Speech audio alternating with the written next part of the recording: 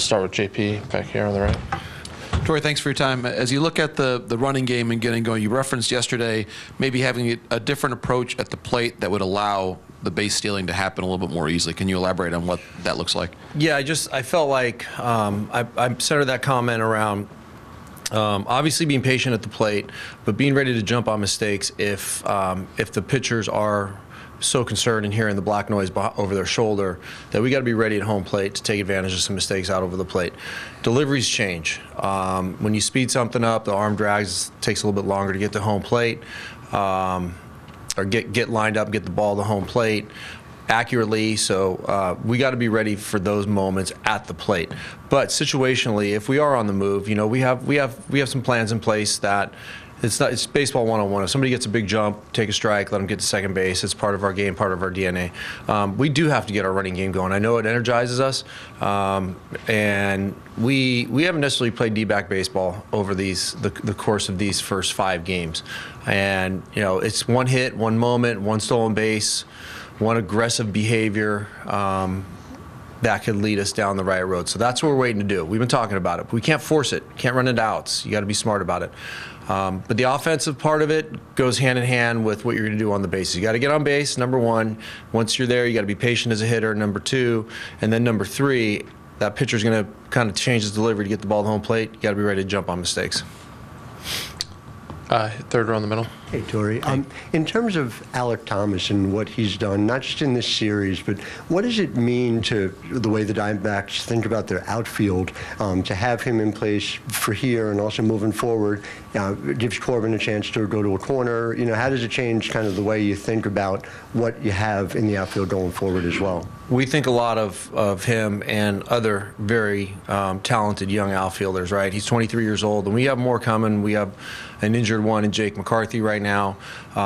Because of that, it allowed us to move somebody like Dalton Varsho, who is an excellent player, and get us Gabby Moreno and Lourdes Gurriel. So that speaks volumes about what we think of him as well as many others. But Alec has a great heartbeat.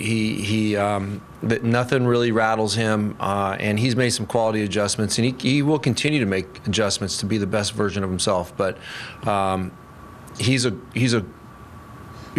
young upstart player that is just gaining momentum, and 3 or 4 home runs later in the postseason at 23 years old, it's something that he's worked hard to do. So it doesn't surprise us. We know what he's capable of doing, but I want him to continue to get even better.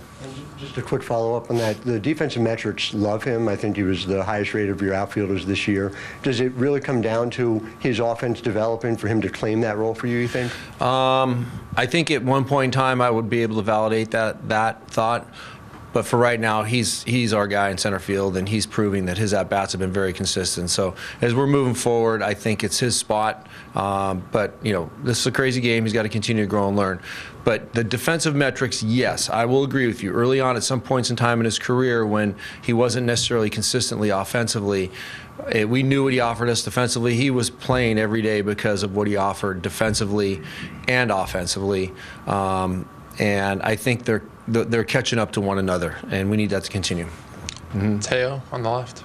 Torey, it seemed like the last 3 or 4 innings of Game 4, something was clicking for you guys offensively, getting a lot of guys on base. Did you see anything different in your at-bats and your approach in those couple innings compared to the rest of this series? Yeah, I think we were checking off the secondary stuff that was out of the zone.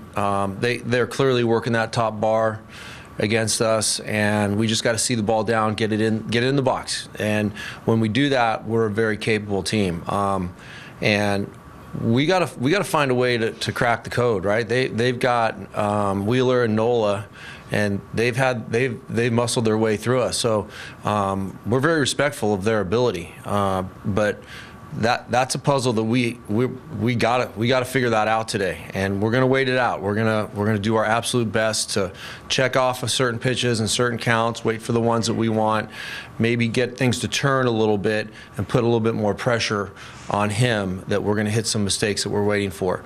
But they haven't made a lot of them, but we're determined to find every mistake that's made and take advantage of it. Quick follow-up on Corbin specifically. I think he referenced making some adjustments out of the last game, and he had some solid contact, even if the results weren't necessarily there. Did you see him having better at-bats in Game 5 than maybe in the first 4 games of this series? Yeah, I did. it seems like they're just one step ahead of him. You know, they pitch him in, and he's looking away. He's looking away. They pitch him in, and that's just the game of cat and mouse. That's what's so exhausting by the end of the day, that makes you either love or hate this game, right? And I think it's a challenge to figure out that part of the puzzle. So I think the Phillies have just been pitching him very tough and have been unpredictable, and they're landing their pitches. I just want Corbin to get the mistake and hammer it. I think that ball in the right center field the other day was that pure swing, barreled it up. Unfortunately, it's the biggest part of our ballpark, and it was an out. But I think Corbin's a feel guy, and once he gets that feeling, he can be very, very. It can be a great run for him. So we'll see. Jack.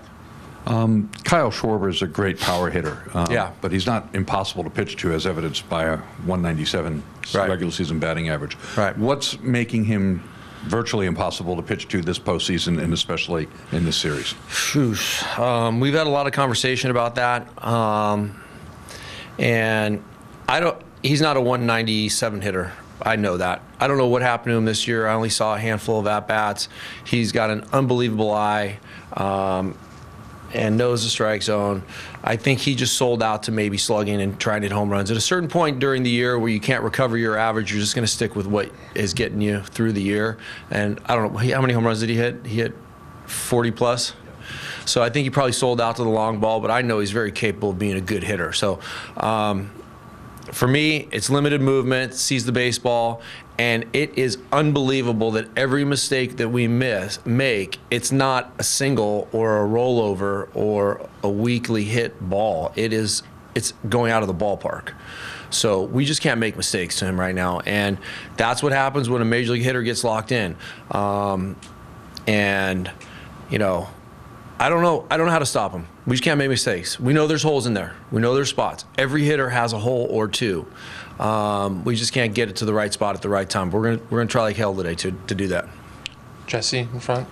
Torey, it seems like that third time through the order has been a bit of a struggle for you guys. You've had some starters that you left in that struggled in that spot, some relievers who have come in who've also struggled there. Just curious if your thinking on how to handle that has evolved at all over the course of the series. Yeah, I see that stuff too, right? Those are conversations that we have, and it'd be nice to be out to a 7-0 lead. You don't have to worry about that, right? Until there's some damage out there and runners on base. But it just seems like every game that we've played through the month of September and beyond to this day, I have had to be very careful about that third time through the order. It is throwing people off considerably. What's great is I leave somebody in and he gets hit, and they're like, why are you leaving him in? I take somebody out before he gets hit, and they say, you're crazy for taking him out. Okay, so this is the balance that I'm trying to strike it perfectly by staying ahead of it and having a good instinct for when, why, and how I'm doing something. So it's a challenge. It's probably right now at this point in time the part of the job that's giving me the most anxiety, paying attention to what's happening inside of the game for the third at bat.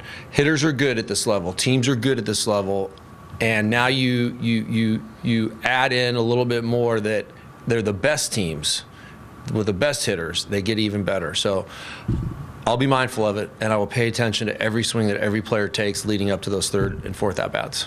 One other one real quick. You've talked a lot about how you didn't really need to deliver a message to your players in some of these big moments. Does that change at all today with your first real do-or-die game that you've played this postseason? No.